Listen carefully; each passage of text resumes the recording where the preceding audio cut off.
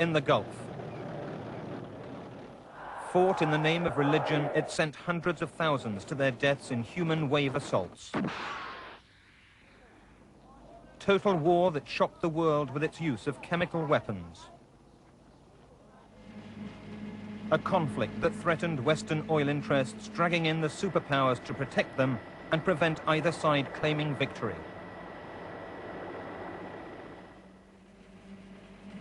A war without material gain, yet one where Iraq could claim victory and pursue reward by seizing Kuwait, bringing the world to the edge of another conflict.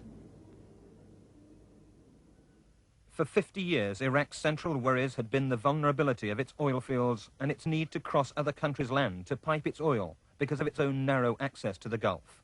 In an expansionist adventure, Iraq aimed to establish itself as a Gulf power by neutralizing its closest rival, Iran. Iraq invaded Iran in 7 areas. In the north, to protect its own northern oil fields and to cut the strategic road to Tehran while protecting Baghdad. In the center, to cut communications between northern and southern Iran. And in the south, to grab the strategic towns in the Iranian oil fields.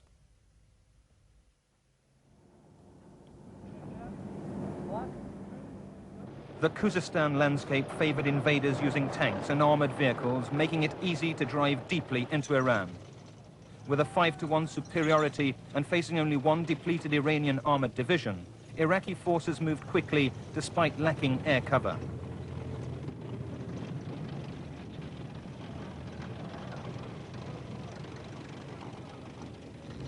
Often using tanks as artillery, they softened up distant targets with heavy barrages as troops moved into more local objectives.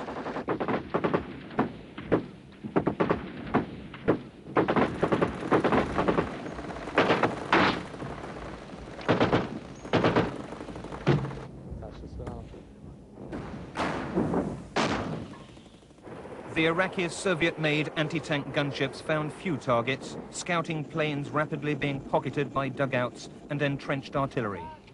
The Iraqis had already proved these tactics against Kurdish rebels, but their strategy failed to recognize that defensive armies could also move quickly into position.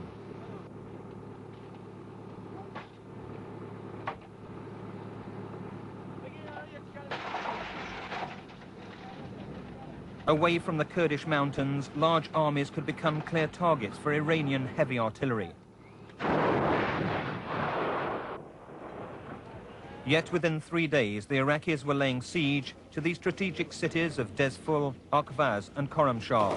They had failed to realize that the tactics which proved successful against mountain guerrillas would have less impact against large towns and cities able to defy encirclement.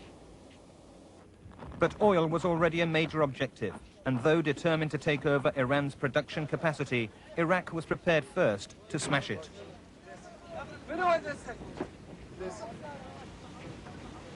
The effect of the fighting was to close the Shatt al-Arab waterway to all shipping.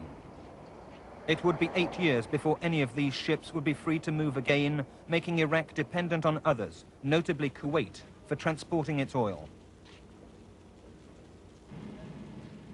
In the frontline cities, Iranian troops hurried to engage the invaders. Local resistance was led by Iran's Revolutionary Guards, who were fiercely loyal to Ayatollah Khomeini. They relied heavily on rifles and rocket-propelled grenades, and in sporadic engagements exacted a heavy toll of the invading forces.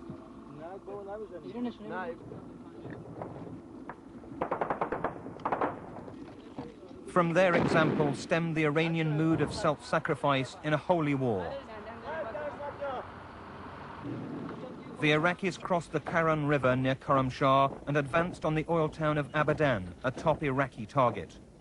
It was seen as the gateway to the Gulf, and Iraq deployed 60,000 troops and 1,000 tanks against its 10,000 defenders. But its preoccupation with taking Abadan distracted Iraq from easier military options. Generally speaking, Iraq's President Saddam Hussein overrated his troops' abilities. They were capable of quickly achieving one limited objective, but he set them too many, failing to choose between taking Khorramshahr, Abadan, Akvaz or Dezful. By pursuing all at once, he lost time as well as the advantage of surprise.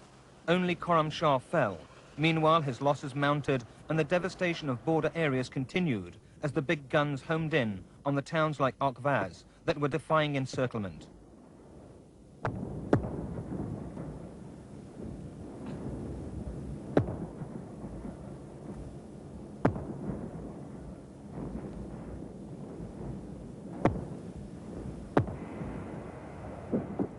Iranian phantoms hit back,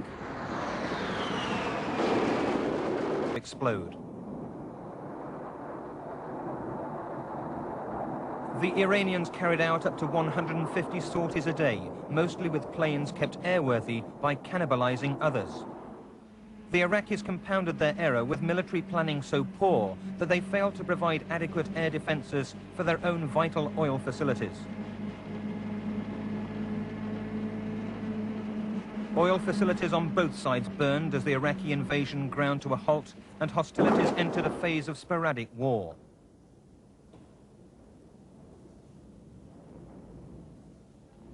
Khorram Shah in the wake of invasion. Its loss offended Iranian national honor and, dubbed City of Blood, it became a focus for the Iranian counterattack. Despite Iraq's initial advantages of surprise and manpower, its blitzkrieg had failed, and it had to reconcile itself to a protracted war for which it was unprepared. Iraq's forces were led personally by President Saddam Hussein, a strong-willed, intransigent man whose lack of military training made him a careless planner. He entered the war with no clear idea how to end it, consistently overestimated the abilities of his troops, and responded to setbacks by executing generals who retreated. For Iran, Hashemi Rafsanjani, Ayatollah Khomeini's most trusted lieutenant, was effectively the military leader for most of the war. Popular and charismatic, he had been sacked from the Shah's army for influencing troops towards the Islamic Revolution. He had a gift for simplifying complex tactics and became an ingenious and pragmatic commander.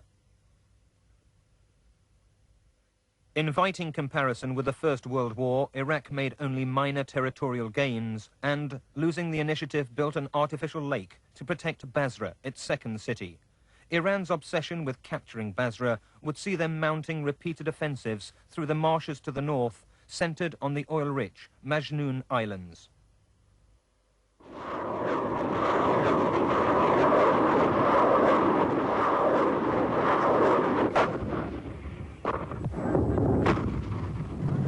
Despite ferocious bombardments, Iraq was now failing in its objectives, confirming it had exhausted its capacity to make further gains. With supply lines badly overstretched, partly the result of unclear war aims and strategy, the Iraqi leader Saddam Hussein announced a voluntary withdrawal from all captured territory. In the event, and just as in Kuwait more recently, the withdrawal was not complete. Ironically,